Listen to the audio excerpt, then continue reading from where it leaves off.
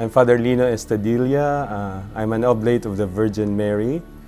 I was born here in the Philippines in an island called Luzon.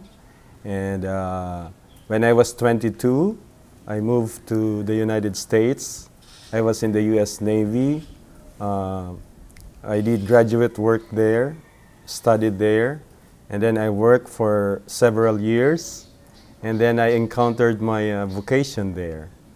And that was the Oblates of the Virgin Mary. When I found out about them, I visited in Boston and I fell in love with the congregation. Well, the Filipino culture is really what we call an amalgam of many cultures, beginning with the tribal cultures in the as early as the 12th century, and then the Spaniards came in the 16th century, and the Philippines was under Spain for almost 400 years. And then the Americans came for about 50 years until after the Second World War. So I remember when I was growing up, even the languages, there's so many languages here in the Philippines, but I remember the older people would speak Spanish, and then later on English. And in fact, when I was in college, there were three official languages of the Philippines, which is Filipinos, Spanish, and English. Okay, so I entered in 1998 in the seminary in Boston, and I studied philosophy for 2 years. Then, of course, novitiate for a year. Then I went on to study theology.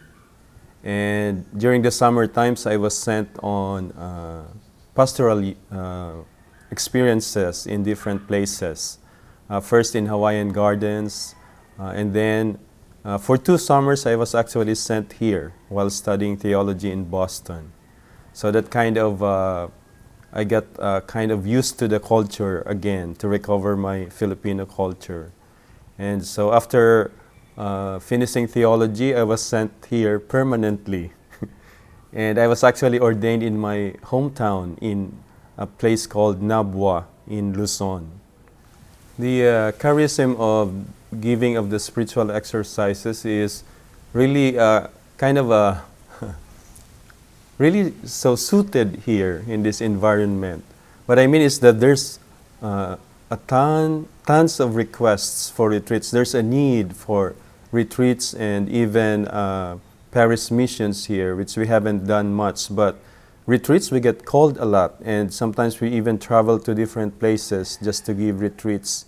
Most of the retreats that we give for now are retreats to religious.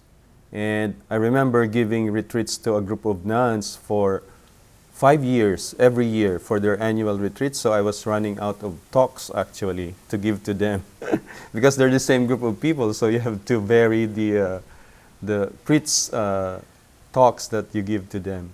So there's a great demand for retreats. Also, even students, they want to have retreats, company workers, factory workers. So the charism that we bring here is very much in demand.